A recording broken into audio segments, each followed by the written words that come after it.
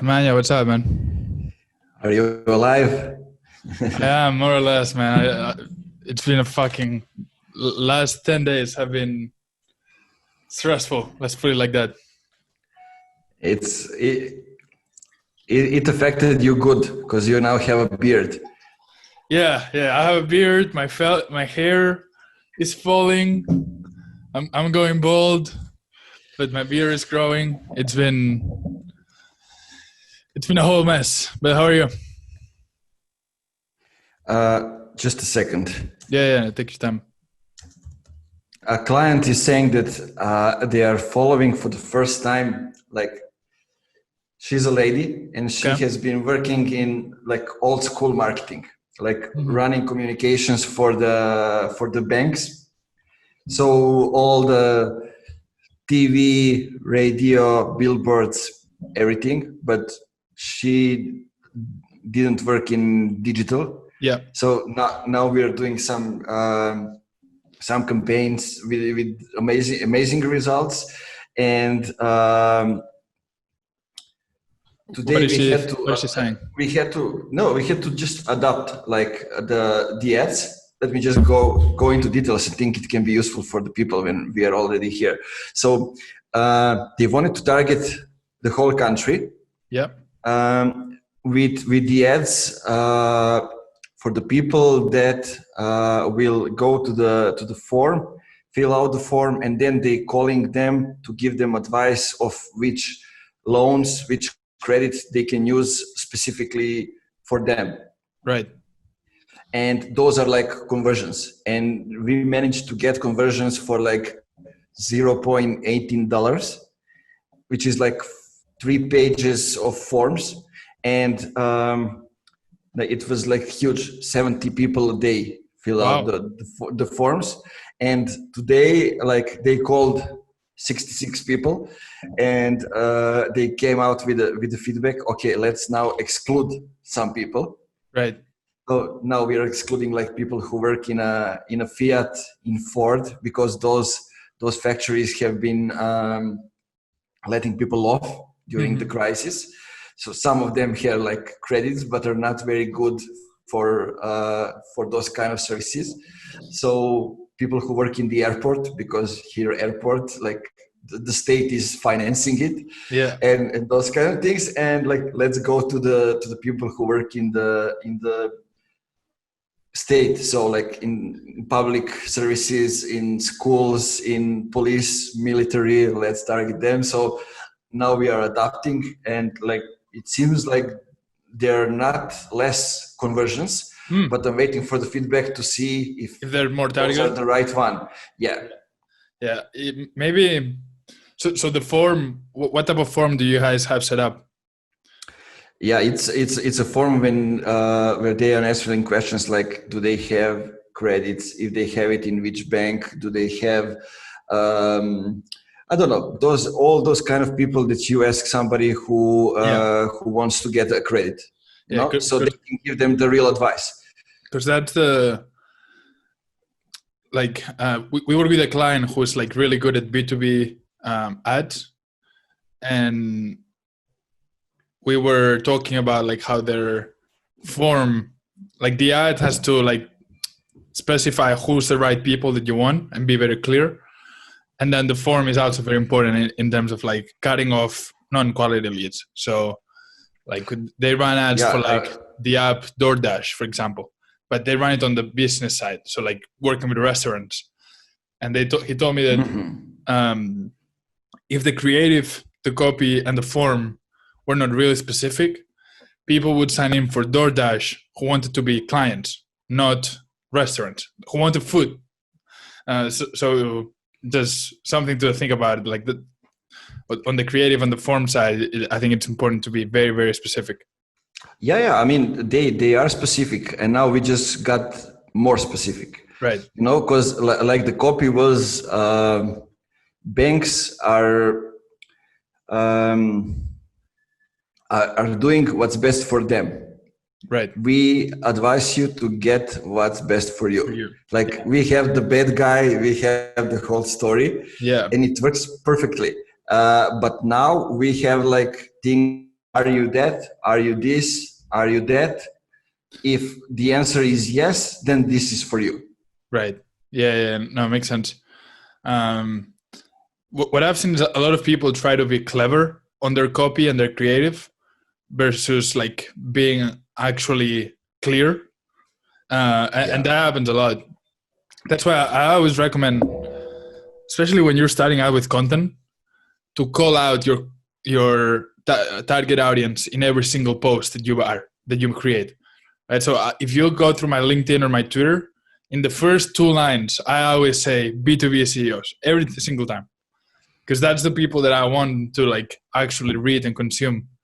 And it's not fun because I'm a writer and I would love to do something creative, and from time to time I do it, but most of the time I sacrifice the creativity for clarity, and I think that's it's an ego thing, but I think it's important.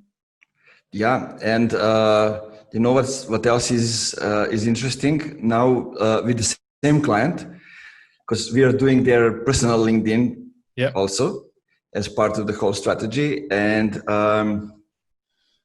so there's 2 of them. One is the CEO, who's like the visionary entrepreneur. Like it's the same definition of when you talk to him, you think about visionary entrepreneur, because he's coming up with the vision and not doing anything. He's just leading the company and going to the medias, and like he's an expert. He can see like in 3 dimensions everything that's going to happen. And the lady, she's like somebody who is focused on financing, on profit, and keeps the whole company together. And they're a good couple, good partnership. I was going to say that's a good partnership. That partnership. And when it comes to his profile, it was easy because people knew him. He just didn't post on LinkedIn. Right. And when we started post like every day, each post is going now viral because he's talking in a way that is interesting for the people, like stories, right? Those kind of things. And he is mostly coming up with the stories. He's recording videos, just sending to us, and we are like editing them and all that. Editing them, and creating out of some media appearances, those kind of things. We're creating like the posts and everything, and plus we're having some posts which are really turned into performance, so going after pain points. And for her, like, she's really interesting because she's a type who likes all against hustle, everything, but she's interested in that. So we are coming up with ironic posts. Like this morning I woke up and I let the Rammstein play. I woke up at 4 a.m, so I had to do a cold shower. Now I was running, then I came back to work a little, then I was doing exercise, then like and at the end like everything is false except Rammstein. Right. So those kind of things, and it's blowing up on the Serbian LinkedIn right now. So we are mixing it up a little bit, like out of 7 posts, like 2 are personal stories, and those kind of things, and it's really been good so far. Yeah, you're doing that in Serbian, or? Yeah, because they are targeting Serbia, only Serbia. Got it. Do you do anything in terms of like building that audience, of like sending connections or anything like that, or is that something you guys just focus on? The same thing that I explained last time for myself. Got it. Makes sense. So that's something that it's basically the same process that we're doing for myself and for the clients. I thought it'd be interesting today. I don't know if you touched on this last week when I wasn't here. But we were planning on talking about, I believe, mentorship, right? Mentorship within the marketing, entrepreneur. Maybe we can have Alexandra ask actually the question, because she was interesting about mentorship. Sure. Yeah. Alexandra, want to jump on the call and like ask specific things? I think I have the question somewhere. If not comfortable with it, she'll jump on the call later. Yeah. So I think her question was mostly about how do you find mentors? What are their importance and personal stories about how we have utilize or leverage mentorship to grow as entrepreneurs, as marketers, as personal brands. I have a few stories here, but would love to hear what your experience has been, because there's also the opinion that I've seen on Twitter a lot that there's too much talk about mentorships, about books and all that, and that people learn by doing. So I say the two things, but so how have mentorships been important to you? And if so, can you give us a couple of examples? Yeah, I think I didn't have like a mentor who taught me. I was a mentor to a few people. In a way, I don't know if that can be called like a real mentorship, something like maybe you are doing right now or were doing in the last couple of months, right? But I've been taught by owners of the companies I work at, by doing some, I don't know, specific things, by giving me the freedom and just getting out of the way, or like when I was going, when I was starting to work in the agency and before I became the GM. So the guy who was the owner, who's in Canada, came to Serbia and came to Pirot, drove to Pirot to spend the day with me. I mean, and now I know what was the reason of the visit. At the time, I didn't know. But talking about, and I was lost back then when it comes to thinking about profit. So, I was all about giving value, everything, and not really thinking that at the end, to exist, the company needs to be profitable. Right.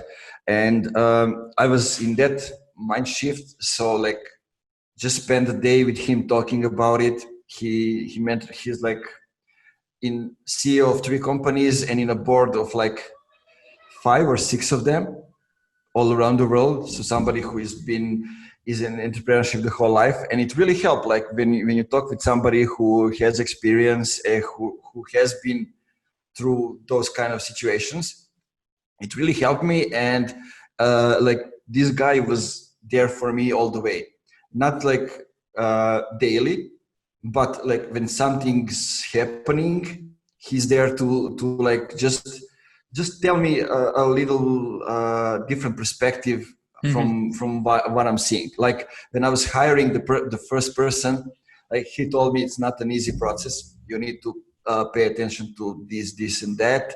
When I needed to fire somebody, he said, it's on you. You need to go through that process alone.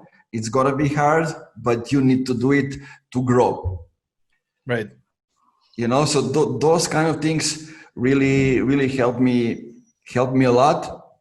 And I think that was the only real mentor that I have. But I've been mentor to some startups, and right now I'm the mentor of like they're youngsters, a team of young people creating the app within Social Impact Awards.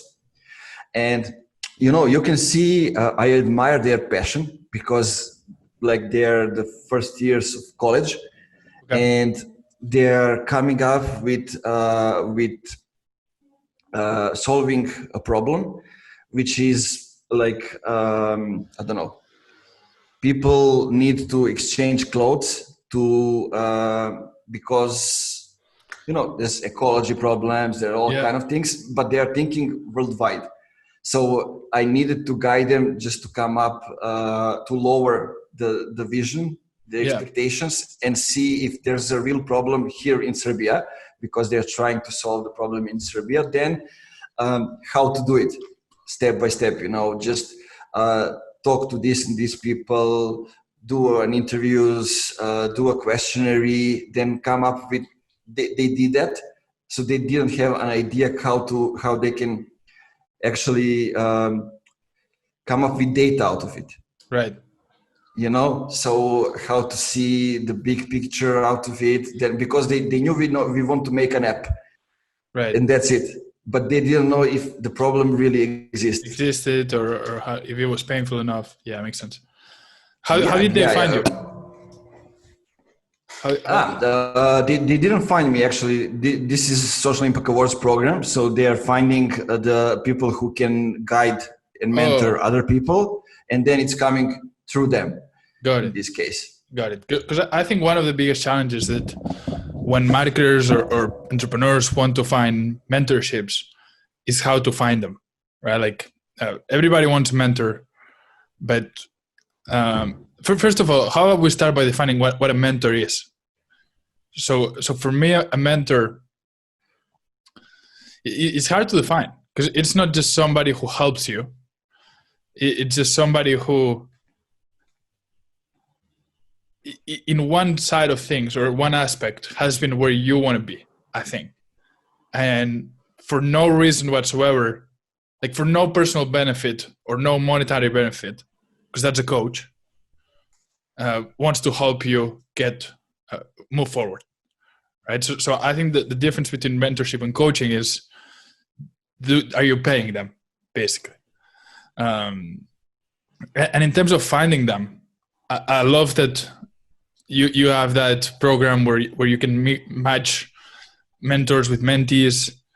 But I think people are struggling with finding good mentors. Have you find that same experience? Or do you think is that something that you've seen? Yeah, people are struggling and they don't know how they should approach them, if they even find them. Like the people who can be mentors don't have time. There are multiple problems involved.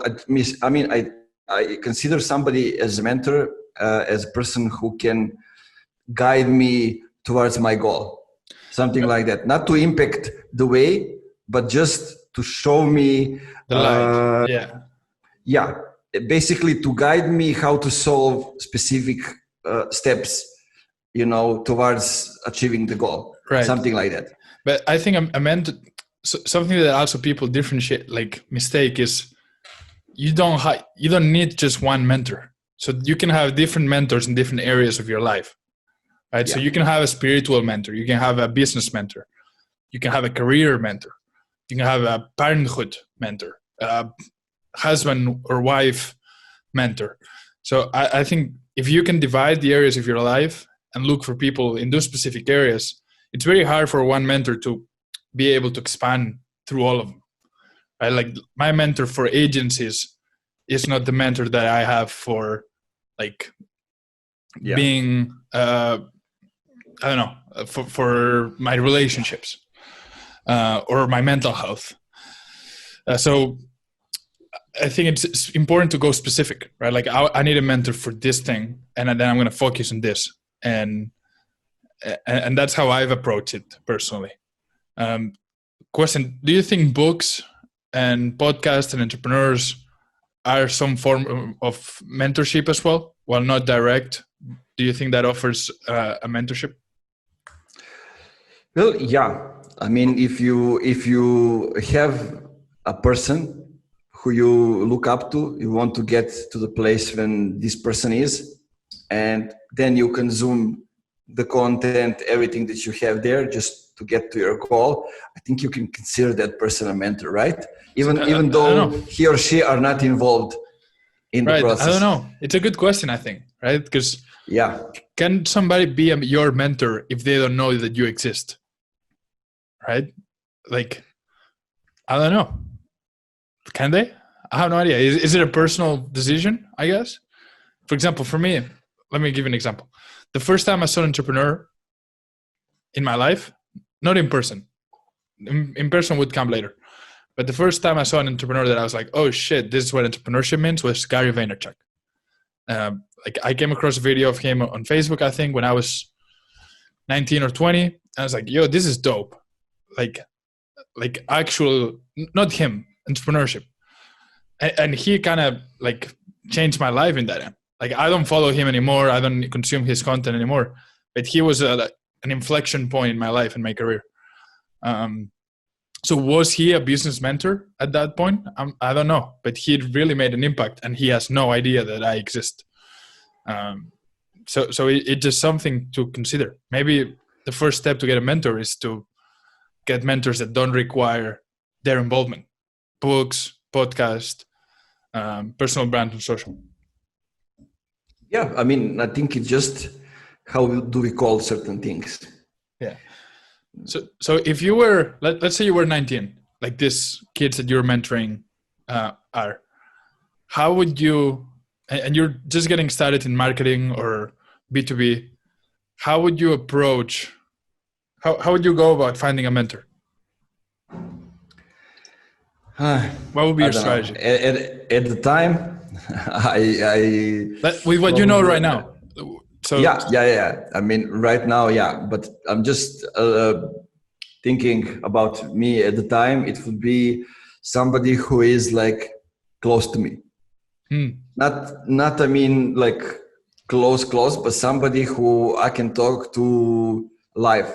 I mean, maybe that's me. I don't know. The new generations maybe want to find somebody online, whatever. But I would like to have that like physical presence, so I can just be honest with somebody and just have a talk, at least from the start. What about if like where you live, there aren't any? Who knows? There probably everything is digital and online. And how would you approach look like how do I see it? And what do I advise to other people, because I would probably do that, is just go ahead and present yourself and be honest about it. Like, I mean, the best thing to get to a certain place or to get close to being good at something is finding a person who is good at that and getting as close as possible to that person. That's what I used to do. Maybe it's not being a mentor, but it's being around and like behaving like a sponge. Yeah. Getting everything that you can out of it. Yeah. I like that. I think what people, especially younger people, get confused about is you just get a mentor. Like if you go buy for like a bottle of water, like it's not like that. It's a relationship based thing. But you have to earn. You don't get mentors. You earn them. Right? Like it's about what you do before you meet the mentor, and between you meet them and they become your mentor. That matters. I always say you have to go from 0 to 1, but the mentor will take you from 1 to 100. You just have to get to 0 to 1, and that's the hardest part. So I think it's important to go to find a mentor when you're ready. You don't need a mentor to start. You need to start doing something, and then you'll be worth a mentor. So, like for example, when I started, I think I've had 2 mentors in my life, like business-wise. My first one was when I was 19. I was in the United States. I wanted to be a lawyer, and what I did over a weekend is get an Excel with all the lawyers, all the law firms in 30 minutes around my area, printed a resume of mine 30 times that had basically nothing in it. And on Monday, I put on the only suit that I had and walked the city for 6 hours, knocking on every door and saying, I want to talk to the managing partner. And the secretary would say, do you have an appointment? And I would lie to them and say, yes, I do. And they'd say, your name's not here. I was like, I called, whatever. Then I'd get into the meeting and say, hey, I didn't have an appointment. I lied, but I want to work for free. Can you get me a job? And eventually, like one of the 30 said yes. And that's all I needed, right? And he actually paid me, and like we became really good friends. He was 75, I was 20. And we had a great relationship because he had lived through so many lives, but that I hadn't. So like, but I had to take the step, right? Like to ask for work for free and all that. And then my second mentor, basically we worked for him super underpaid for 6 months before he saw that I was really cared about building the business. And he decided to like help me out. And we've never said he's my mentor. He just is. And now we're going into business together. We have a 50-50 partnership. So it's just a matter of like earning them and doing the work before so that you have something to prove. Because a mentor's time is really worth it. You know, like your time, my time, it's worth it. We could be doing work, or we could be like hanging out, getting beers, but instead we'd rather invest it into mentoring somebody. They have to prove that they're worth it, just like we had to prove to that other person that it's not going to be a waste of time to mentor us. Yeah, that's true. I mean, I find it myself sometimes even rude to the people who are approaching me and saying, "Excuse me, Nemanja, can I ask you something?" I said, "This is not a question." Right. So yeah, just go ahead and ask me. I mean, You have already asked me a question. or can I call you just to ask you something? Can I buy you a coffee just to ask you something? No, man, ask. Then we can go grab a coffee if this is something that I'm interested in. Right. Or I don't know, it doesn't have to be like profitable, just that I'm interested in that. We can grab 10 coffees. I don't care if it's interesting, right? And sometimes I used to like write that on Facebook, and people who have asked me those kind of questions and who have been seen just started to come up in the comments. Oh, that's me. Oh, that's me. Sorry. It was I mean, most of them were like some people that I know from my hometown. Right. And they realize what's going on. And a lot of them like call me, man, I know I need to tell you this way. Yeah. And I mean, it's impacted the people, but I was still being rude. But yeah, sometimes I am. But you're such a great guy that if they ask a question that's interesting, you'll help them. Like I know who you are, right? So like if they ask you a question, even if it's basic, but you'll try to help them as much as you can. But it's good when they have tried to solve it to themselves first. Right? Like I think that matters a lot, because otherwise you're just taking advantage of people versus, look, this is the question I have. This is what I've done. X, Y, Z. X has not worked because of that reason. This hasn't worked either. This hasn't worked either. What would you do? Okay, you've done the research. You've tried it before. Then I'll help you.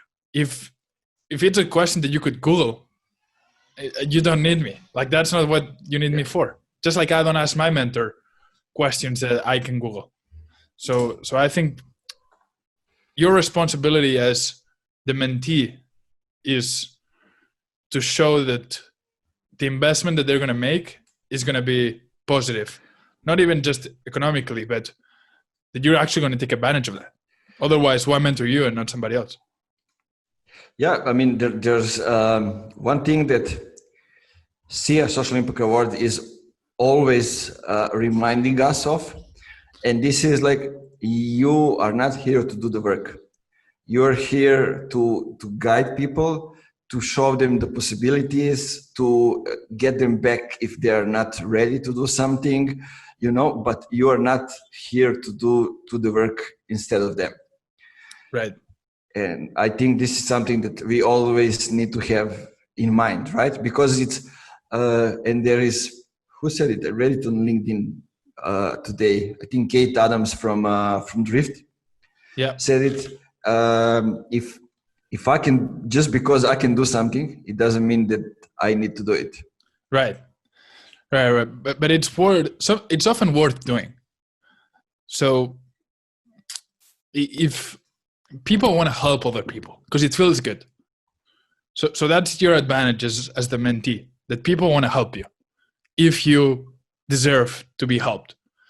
So if you put in the work first, if you earn their time, then they're going to give it to you. But like, for example, my mentor also does coaching, right? So he gets paid for coaching. He gets paid about $1,000 an hour. Sometimes we spend 3 hours on Zoom just chatting about business and him helping me out with challenges that we're facing. That's $3,000 worth that he should be getting. And he's okay to like renounce that money because I've invested so much time into building the relationship, and I've proven that what he says I implement, and that I'm somebody deserving of that investment. But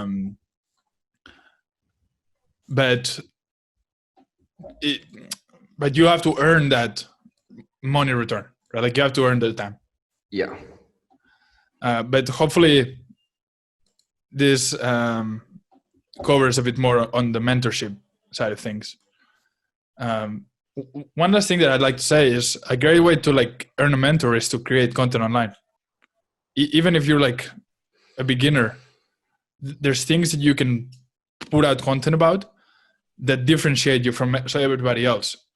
So when somebody's looking to you for mentorship, you're going to be much more appealing to them because you've been putting out content, you've been sharing your story, and that's going to make you a much more appealing candidate to be mentored.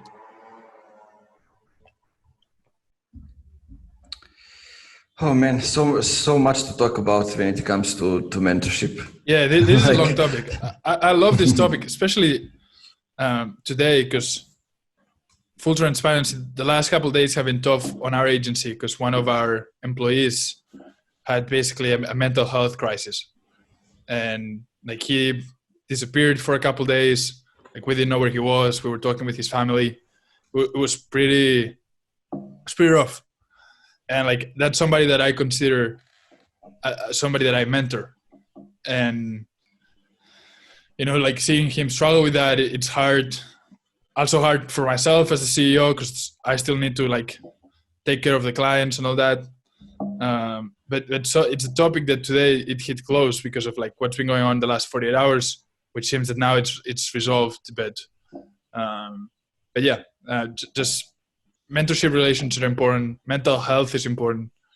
Just some things that I wanted to touch on today. Yeah, it's highly important. I mean, I started going to the gym again and doing some like riding a bicycle every second day regularly. Yeah. Now at this second, I just did my leg day, so I don't feel my legs. You cannot stand up from the chair.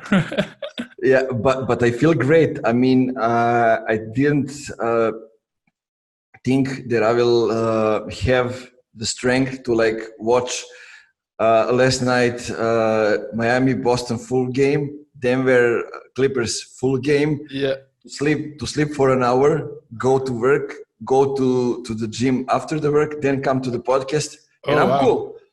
I'm cool. Like yeah, because your adrenaline is high. When I used to do that, then like you do the all-nighter basically, you would get through the day, and then at night you crash down so hard. But there's no games today. I mean, I'm doing it for a few weeks now. So right. Yeah. It's lasting longer. But like Ivan told me this morning when I told him that I watched the both games, he's like, "Man, you look fresh. That's professionalism." Yeah, I watched the first one, but I didn't watch the second one. I was too tired. I mean, like my fiancée woke up around 3. Yeah. For some reasons, and I just told her like, not even the first game finished. Right. and she's like, "Okay, so you won't sleep at all." Dude, that first game was good, man. Yeah. That overtime, Jesus Christ. I mean, and now we're talking about mentorship and those kind of things. Like, I feel pumped up. I have so many movies in my head that I want to watch connected to the topic. Yeah. And that's something that you can see in sports too, right? Like that mentorship, that influence that a leader can have on your team. Like, for example, with Jimmy Butler, right? Like his mindset. Yeah, he's a great example of that. Yeah, his mindset has to transpire to everybody on that team. Everybody has that same. Like, this is one of the very few times that I see a leader having so much influence on the mindset of a team. Of like, he just has toughened up everybody, right? Like these rookies, like Tyler Hero and Duncan and all these guys, they have the mindset of a veteran. Like they have the mindset of like Jimmy Butler, right? So it's just been amazing to see how a leader can have so much influence on a team. There's one movie I watched recently, like Atsa from my team sent me. I didn't find it anywhere on the internet. He just shared me the link to the drive and even the translation in Serbian, but it's a Russian movie. And it happened the time when the movie is happening is the that Olympics where the Israel team was shot, right? Murdered. Yeah.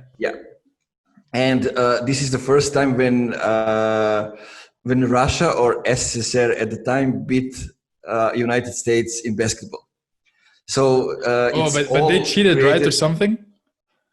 I heard they cheated. They didn't. I don't remember how it was, but in a movie, of course, they didn't cheat. But right. I mean, even that they didn't cheat. But the time was they just didn't count the time. Right. Towards the end, and they didn't let them do the final.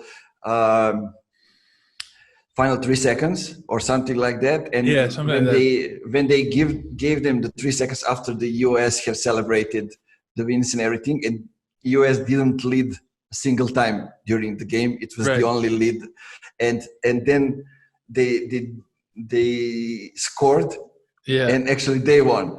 But it's interesting how like this coach, nobody knew him, and the Russian coach. Yeah. And he was the one with a vision that what they need to do to beat the US team. So they need to play like them. Right. And it was all like spies everywhere. Somebody from Lithuania is there. Lithuania is, trying to separate themselves from SSR. Then 2 guys from Georgia, all kind of mixture. And what was interesting is like the guy from Georgia was trying to ask the coach something for days, and he's like, "No, I don't want to talk to you. You're not fast enough," And because guys from Georgia were like the two combo guards who were like going to crash it, and so one day. They told the coach, like, this guy from Georgia, he went to the airport. He's leaving. Right. And the coach is rushing to the airport and asking him, why are you leaving? He said, like, look, coach. So Olympics is happening once in a lifetime. Family is forever. My sister is getting married, so I'm going to the wedding, and it lasts a week in Georgia. Wow. So, and the coach said, okay. So like there's no changing decision there. And the coach said, just do they have the stadium over there? Yeah. He said, yes. Okay. The whole team went to the wedding for a week, and they trained over there. Like, so great. And like one of the players had some kind of disease. So when they were in US, they played. He needs to be taken care of in the hospital, and they didn't have the money to pay that. Like it's not in the budget. Yeah. So the coach paid with the money that he left on the side for his son to start walking. And the players found out that during the Olympics. So they all got their awards when they won. But they gave it all to the coach for his son to start walking again. Like, it's a great story. Yeah, that's nice. Yeah, and sports movies have something that makes them great. Yeah. But yeah, man. Do you have any other topics you want to touch on today? I'm going to have to leave 5 or 10 minutes earlier because I have a call. But other than that, I just wanted to make sure we touched on I think we cover mentorship. On the mentorship, and that I think we can continue the next time. Milena had to leave early too. So yeah, that's cool. Yeah. We can build over the week more topics for next episode. There is one we can talk. I think it can be interesting. It's referrals. Do we accept them? Are we accepting that, or we are rejecting them? Are there the right clients or not? I think that's a good topic. Yeah, something that I've been going on and off. You want to touch on it right now? Because it can be a good topic. Next time would be nice. Next time better? Yeah, because you have not slept much. Awesome. No, it's not about it. All right, man. So it's been great to have you. And I'll Alexandra, send over a list of topics for next time as well.